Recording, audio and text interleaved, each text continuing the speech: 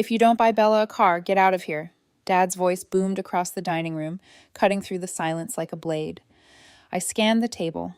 Emily wouldn't meet my eyes.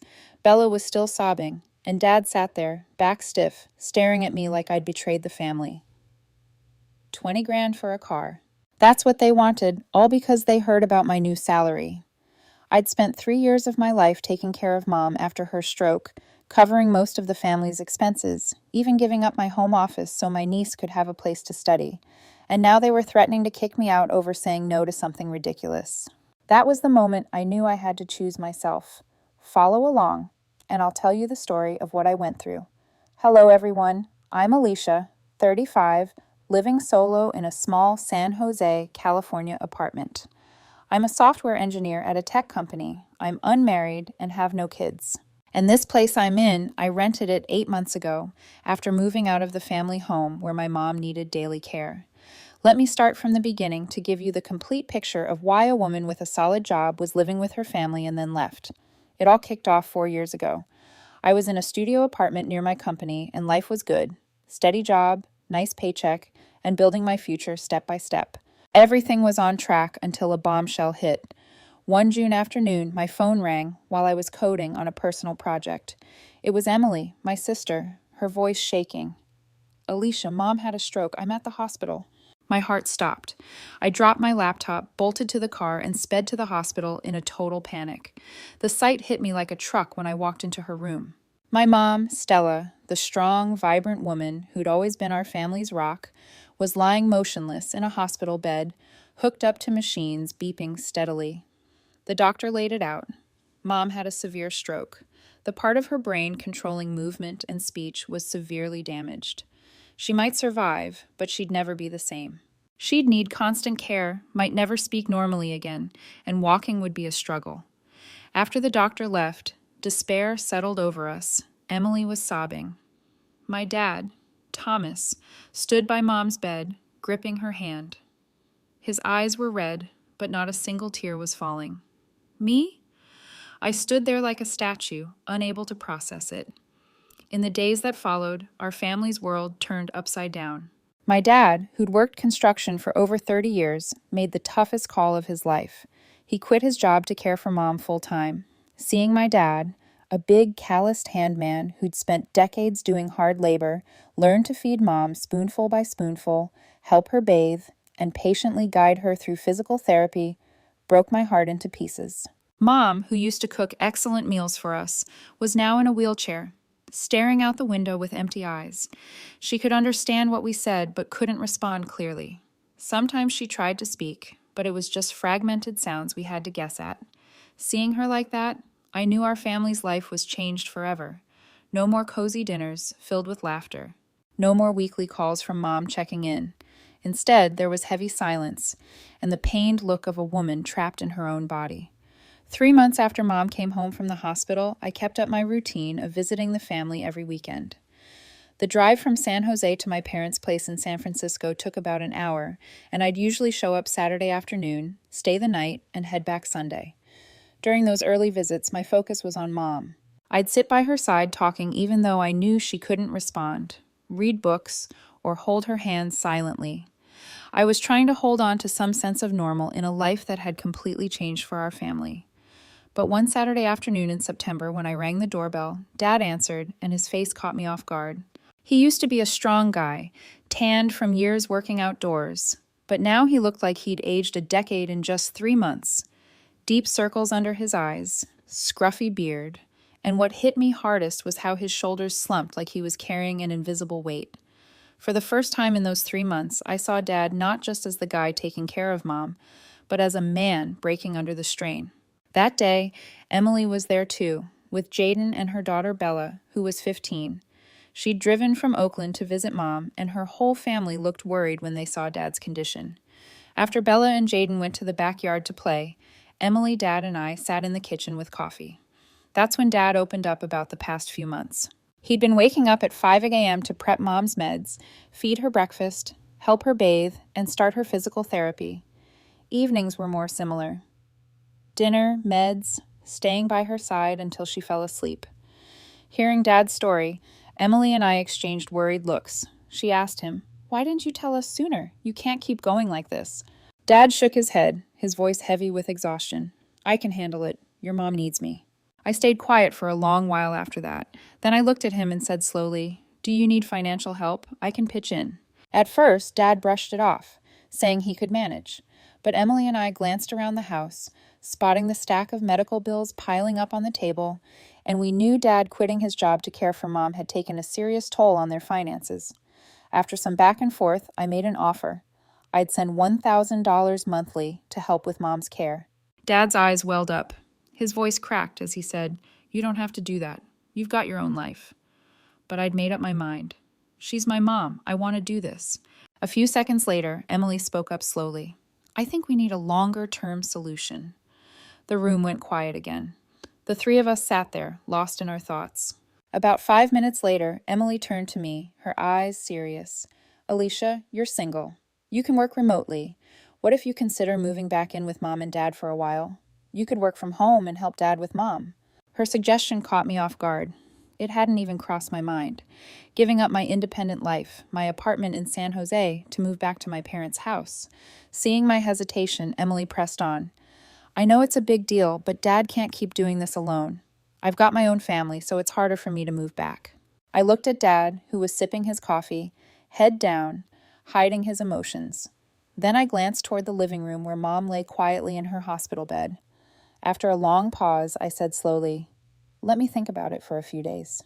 That next week, I couldn't stop weighing Emily's idea. I thought through everything.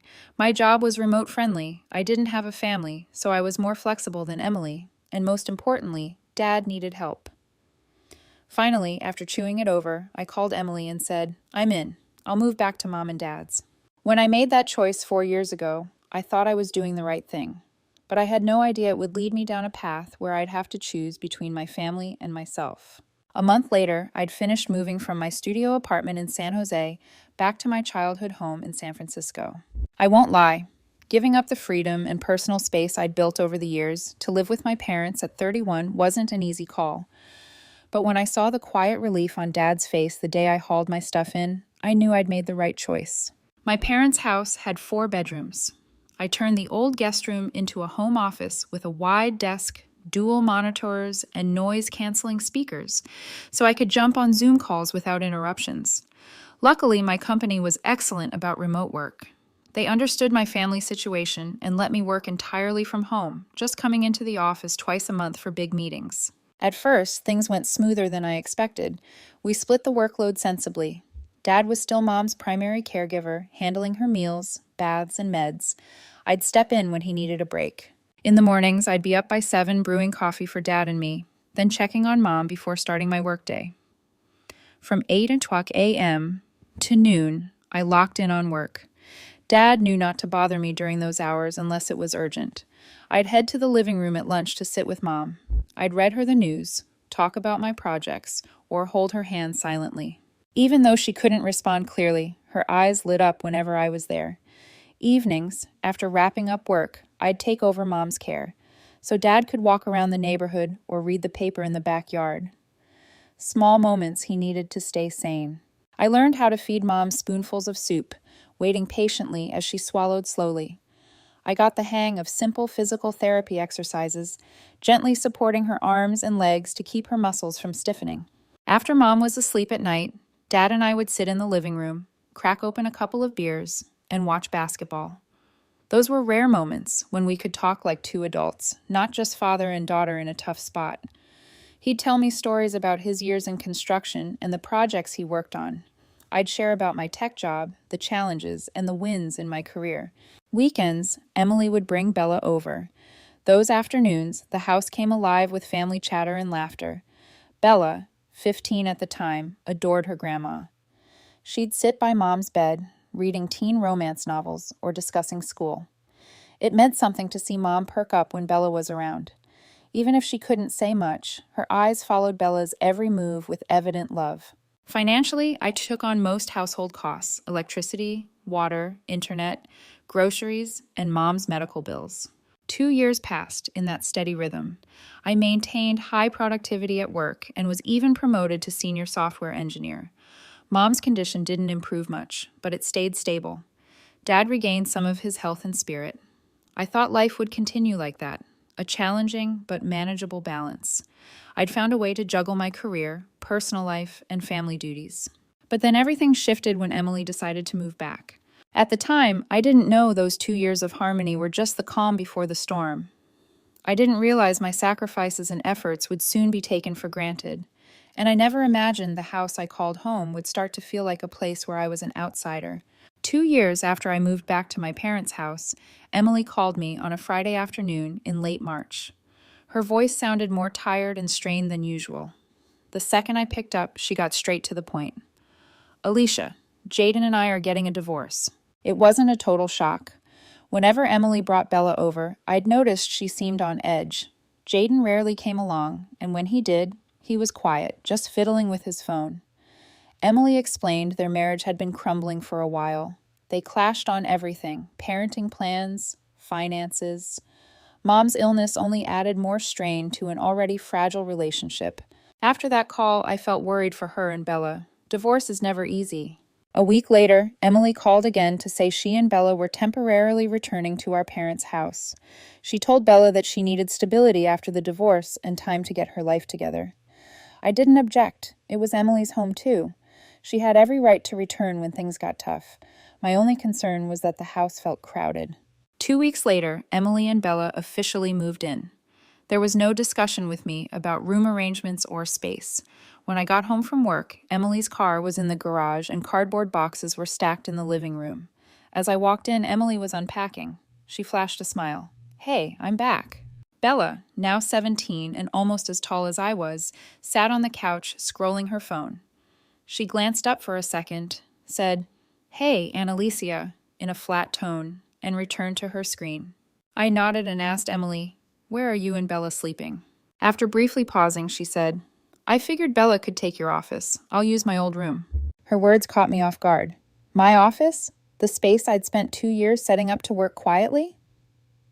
Trying to stay calm, I said, "I need that room for work. I've got online meetings and need a quiet space. Can you and Bella share a room?" Emily looked at me, a bit surprised, then said bluntly, "You could move your work stuff to the living room. Bella needs her room. You know, she's dealing with a lot after the divorce." Dad, who was giving Mom water, overheard and chimed in. "Alicia, I think you should let Bella have the room. She needs her own space right now. You're flexible. You can work anywhere." In that moment, I felt cornered. No one asked me about Emily and Bella moving in. No one discussed how we'd share the space. And now I was being asked to give up my office, a space I'd invested time and money into. But looking at Emily's tired eyes, worn from the divorce, and thinking of Bella, a 17-year-old navigating so many changes, I couldn't say no. After thinking it over, I sighed and said, "All right, I'll move my stuff to my room." Emily and Dad nodded, smiling, satisfied with my decision. That night, I spent 2 hours moving all my work equipment to my bedroom. Monitors, printer, files, everything crammed into a tight space. By the time I finished setting up my new work corner, it was almost 11 p.m. I looked around, feeling out of place, but at the time, I thought it was just a temporary adjustment. Emily would find her place soon, and things would return to normal. I had no idea this was just the start of changes that would slowly make this house feel like I was a guest in it. And I never expected that my 17-year-old niece, whom I'd just given my room to, would soon become the source of the family's most significant problems. A week after Emily and Bella moved in, I noticed the quiet life I'd gotten used to was slipping away. Bella, at 17, seemed accustomed to being the center of attention. I first noticed that she never lifted a finger around the house. While Emily was busy unpacking and helping Dad with Mom, Bella was holed up in her room, glued to her phone or binge-watching Netflix. I'd come downstairs to a sink full of dishes from the night before every morning. Dad would always clean them after feeding Mom, while Bella stayed in her room, blasting music. When I asked Emily about splitting chores, she had a ready excuse. Bella was stressed from the divorce. Over the next few days, I watched Bella's attitude more closely. She never greeted anyone when she grabbed food from the kitchen. Even when Dad was carefully helping Mom drink water, Bella would breeze by with a sandwich, not saying a word. One afternoon, I heard Dad's voice from the living room louder than usual. I peeked out and saw him asking Bella to help clean up. She snapped back, asking why she had to clean when she didn't make the mess, then complained about her stress and stormed upstairs. Dad stood there frozen after his granddaughter walked off. I stepped out to talk to him about Bella's attitude, but Emily showed up. To my surprise, Dad defended Bella. Instead of calling her out, he told Emily he might have been too harsh. He said Bella was dealing with her parents' divorce and needed adjustment. Emily jumped in, agreeing Bella was in a tough spot and deserved some slack. I stood there feeling like I was watching some bizarre script play out. Dad, the guy who drilled responsibility and respect into me, was now making excuses for Bella's rudeness. The pattern kept repeating. Bella would come home late without a heads up, leaving Emily worried, calling her nonstop. When Dad gently asked about it, Emily said Bella needed freedom to cope with her challenging phase, and Dad nodded along. Another time, Dad asked Bella to bring Mom a glass of water. She refused, saying she was busy, without looking up from her phone. When I showed my frustration, Dad brushed it off, saying she was studying and shouldn't be bothered. Every time Emily and Dad had an excuse for Bella. She's tired. She's doing homework. She needs space. She's stressed from the divorce. That mantra became their shield for every bit of Bella's disrespect. After 2 weeks of watching this, I realized Emily and Dad had coddled Bella to the point that she thought she could do anything without consequences. Emily made protecting Bella from pressure her top priority, and Dad didn't want to make things harder for his granddaughter in this sensitive time.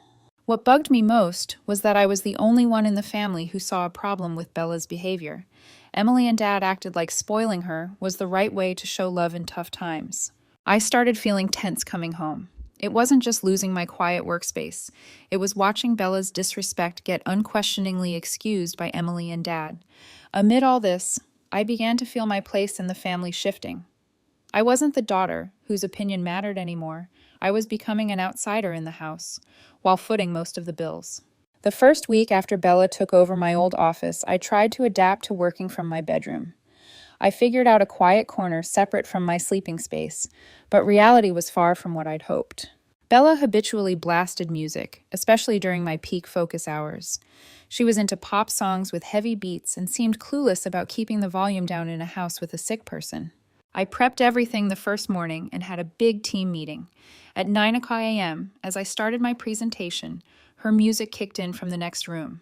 I tried talking louder, but my colleagues asked if I could turn it off. I paused the meeting for a minute, went to her room, and knocked. Bella opened the door, looking annoyed, and asked what was up. When I explained the meeting, she huffed, but turned the volume down. 10 minutes later, it was cranked up again. The days that followed got worse. Bella wasn't just playing music. She was constantly on the phone with friends. Those calls could drag on for hours, filled with laughter, shouting, and vivid retellings of teen drama. I tried noise-canceling headphones, but they didn't block everything. I had to mute my mic in some meetings to keep her noise from bleeding through. Other times, I'd excuse myself mid-call to find a quieter spot outside. What frustrated me more was Bella's attitude when I asked her to keep it down. She acted like I was bothering her, like needing quiet to work was unreasonable. After getting interrupted during a critical meeting for the third time that week, I decided to talk to Emily. I explained that working from home required a quiet environment, and Bella needed to get that. Emily listened and said she'd talk to her daughter, but that conversation only bought a few hours of silence. By the afternoon, it was back to normal. As for Dad, when I asked him to step in, he just said Bella needed her space to relax. He suggested I work at a coffee shop if I needed quiet. In the end, I started leaving the house to work. I'd head to nearby coffee shops, the public library, or even sit in my car in a parking lot for essential calls. Every morning, instead of starting my workday in the comfort of the home I was essentially paying for, I'd pack up like a nomad. Laptop, charger, documents, headphones, all stuffed into a backpack to find somewhere else to work. The irony wasn't lost. I was escaping the house I supported financially. The space I once saw as my refuge and workplace had become a source of stress and frustration. Back then, I still hoped this was just a temporary adjustment, but deep down, I was starting to feel like a guest in my home. After 2 months of living with Emily and Bella, I started picking up habits I'd never had before. Working remotely from home, once a big perk, had become a daily struggle. After finishing work in the afternoons, I'd close my laptop instead of chilling in my room and leave the house. At first, I told myself I needed a quick walk to clear my head, but those walks stretched into hours. I found coffee shops around the neighborhood where I could sit quietly with a coffee and read without interruptions. Dad sometimes asked why I was barely home. I'd toss out ready excuses, needed to run errands, wanted to exercise, or was meeting friends. Emily didn't notice my absence, too wrapped up with Bella. Even when I was home, I started isolating myself in my room. Evenings watching TV with the family, chatting in the kitchen, or sharing simple moments became rare. I'd pop in my earbuds, building an invisible wall between me and the rest of the house. I began to feel like a tenant in the home I was essentially paying for. Stepping through the door didn't bring comfort or relief anymore, just tension and bracing for the next disruption. Friends started wondering why they kept spotting me in public at odd hours. When they asked about home, I'd say it's a bit complicated and change the subject. I wondered if I was overreacting in those quiet moments at coffee shops. But whenever I came home and faced reality, I knew finding space outside was the only way to stay sane. I got great news from work 6 months after Emily and Bella moved in. I'd been promoted to senior software engineer with a new salary of $150,000 yearly after taxes, not counting quarterly bonuses. It was a big step in my career. With that kind of money, I wasn't just financially comfortable. I could start thinking about bigger plans for the future. Sitting in my usual coffee shop, I opened my laptop and started crunching numbers. With this income, I could save a solid chunk each month toward buying my place. Nothing huge or fancy, just a home that was mine. I spent the whole afternoon researching the real estate market. Small townhouses in the suburbs were reasonably priced, and with my current savings plus the new paycheck, I could put down a deposit within a year. Over 3 hours passed in that coffee shop, and I overlooked the time. For the first time in months, I felt hopeful about a different future, one I could fully control. Around 7 p.m., I realized I'd skipped dinner and headed home. On the way, I stopped at a sandwich shop to grab some takeout. When I got home, I dropped the sandwich bag on the table and realized I needed to call David, my close friend in finance, to share the good news and get advice on buying a house. David's always been sharp about investments and real estate. The call lasted almost an hour. He congratulated me on the promotion and gave solid tips on mortgages, interest rates, and up-and-coming areas to invest in. While we talked, I pulled out my promotion letter to discuss the specifics with him. After hanging up, I felt more excited and optimistic than ever. I had a clear plan, a concrete goal, and most importantly, the financial means to make it happen. Exhausted from a long day and the big call, I showered and hit the sack early. But there was a slip-up. I realized I'd forgotten to grab the promotion letter when I returned to my room. I'd left it in the living room. That forgotten paper on the table would be the starting point for the most significant upheaval since I moved back to my parents' house. And that $150,000 figure would soon become the center of a dispute that would change everything in our family. The next morning, I woke late and shuffled to the kitchen to brew coffee. Bella was rushing to get ready for school, grabbing her backpack and water bottle before bolting out the door. I finished my coffee and headed to my room to work, completely forgetting about the promotion letter I'd left on the table the night before. That afternoon, Bella got home from school. She noticed the paper on the table as she passed through the living room. Curiosity got the better of her, and she stopped to read it. Her eyes lit up when she saw the promotion notice, my name, and the $150,000 after-tax salary. Instead of leaving it where it was, Bella quietly took the paper to her room to read every detail. Around 5 p.m., Emily got home from shopping. Within minutes, Bella came downstairs, paper in hand, and spilled the beans to her mom. Emily read the letter, unable to hide her shock at the salary figure. She called Dad over and handed him the document. Dad, Emily, and Bella voiced their surprise at my income, which was way higher than they'd ever imagined. Dad remarked that I'd gotten a promotion without telling the family, while Emily was stunned by my financial situation. Bella stood by, looking pleased with herself for uncovering this big piece of news. Their short discussion ended with a decision to confront me about issues they felt needed rethinking. Dad, in particular, stressed that certain family matters had to be reconsidered in light of this new information. From that moment, the vibe in the house shifted. Subtle, but noticeable. The three kept their discovery under wraps, gearing up for a serious talk with me. Meanwhile, I was in my room wrapping up the day's work, completely clueless that the number on that forgotten piece of paper had become the family's focal point and was about to spark significant changes in my life. 2 days after Bella found the promotion letter, the vibe in the house shifted in ways I couldn't quite pin down. Emily and Dad kept exchanging looks, having hushed conversations that stopped when I walked in. Bella was perkier than usual, throwing me these secretive little smiles. That Friday night, after dinner, as I started to head to my room like always, Dad motioned for me to stay. Something felt off, but I sat back down. After a pause, Dad said, "I want to congratulate you on your promotion. The family is proud of your success." His words caught me off guard, a knot of unease forming. I hadn't told anyone. Quickly I asked, "How'd you find out?" Emily jumped in, her voice a bit awkward. "Bella saw the promotion letter you left on the living room table." The second she said it, a slow burn of anger flared inside me, my face heating up. My privacy had been invaded, but I held it together, sitting there to hear what they wanted. A few seconds later, Dad got to the point. "You know, Bella just graduated from high school and is heading to college. She needs a car for her part-time job and classes." His words triggered a sinking feeling in my gut. Before I could respond, Emily chimed in. "Exactly. Bella needs more independence. With your new income, Alicia, getting her a car shouldn't be a big deal." A chill ran down my spine as I started to see where this was going. My voice shook slightly as I asked, "You think I should buy Bella a car?"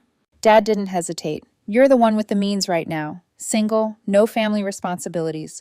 This is a good chance to show your love for your niece." His words hit me like a punch to the chest. They'd already planned this, turning me into their financial fallback without asking me. Emily kept going. "We looked into it. A decent car for Bella would be about $20,000. With your new salary, that's just a small expense." Hearing $20,000 tossed out like pocket change made my blood boil. My heart pounded, my throat went dry, my hands trembled.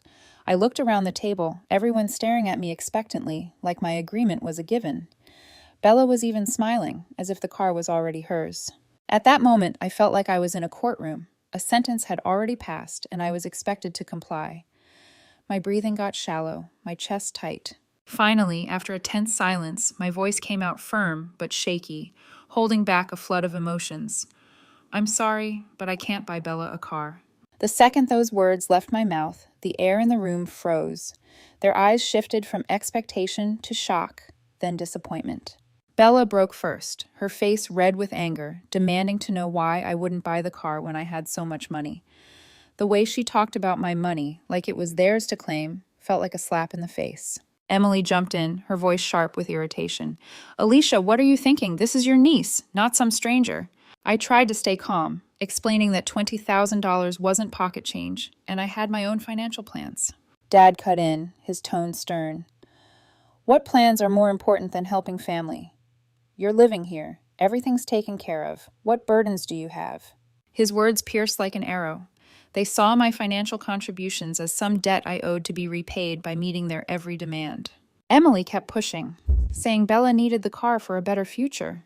When I suggested a cheaper used car, Bella snapped that used cars weren't safe and asked if I wanted her to get in an accident. The way she spoke to me dripped with disrespect.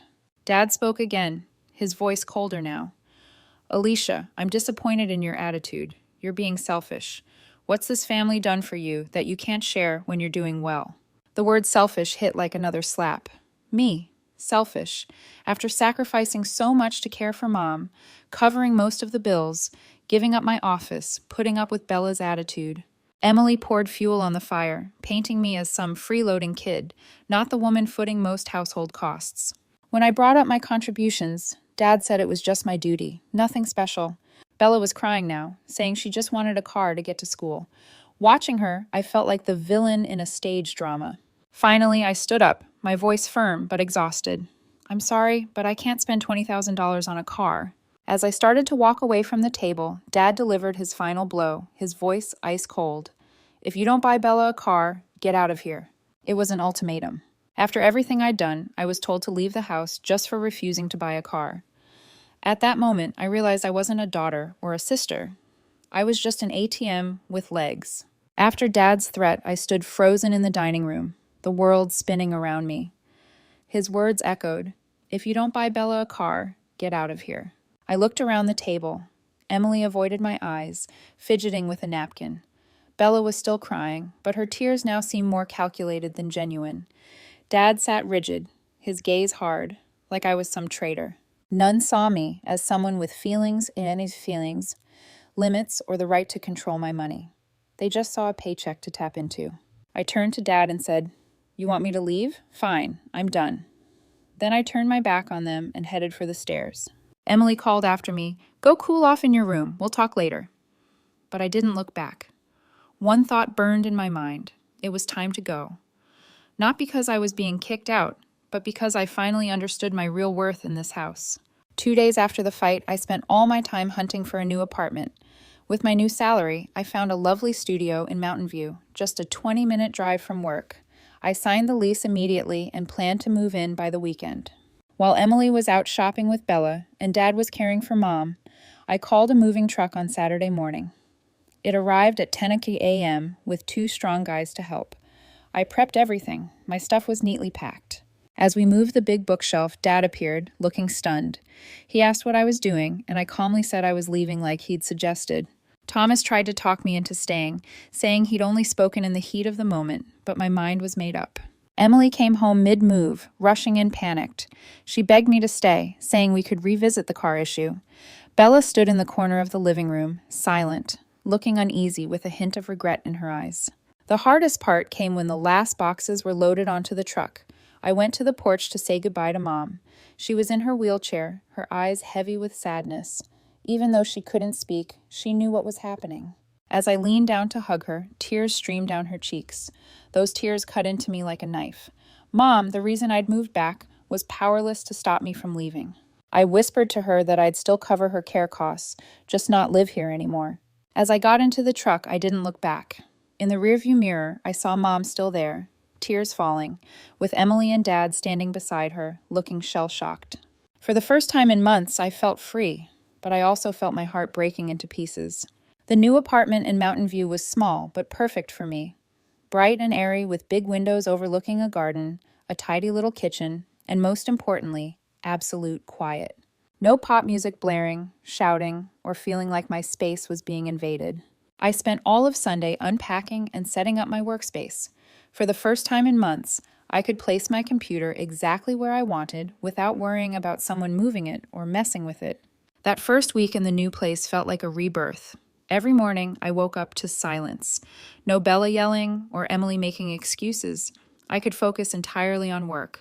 No interruptions from phone calls or music from the next room. 2 days after moving out, my phone buzzed with calls from Emily and texts from Bella. I decided to block their numbers, keeping only Dad's open in case of an emergency with Mom. 3 weeks later, my life had fully settled into the new apartment. I was working efficiently, sleeping well, and most importantly, feeling at peace. One Thursday afternoon, my phone rang with an unfamiliar number. Emily had found a way to reach me after I blocked her old one. The call started with her apologizing for the fight. She admitted that asking me to buy Bella a $20,000 car was unreasonable and said the family had reflected on their past demands. Then she shifted to the struggles at home. Dad was caring for Mom alone and struggling. She was busy with a new job and couldn't help regularly. The family needed me to come back. Emily promised that no one would ask for anything more if I returned. Bella had learned her lesson and would be more respectful. They'd value my personal space. She insisted things would be different because family sticks together in tough times. I listened and asked if Bella had apologized for her attitude.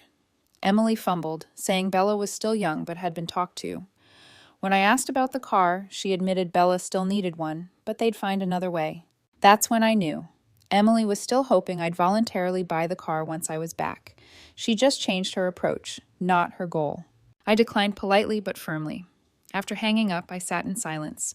I felt sad for Mom, but knew returning would mean falling into the same old cycle. Emily's promises were temporary, and I'd end up as the family's ATM again. 8 months have passed since I left the house in San Francisco. Life in Mountain View has settled into a familiar, comfortable rhythm. Every morning I wake up to quiet, brew my coffee, and start work without worrying about noise or interruptions. My job's going strong.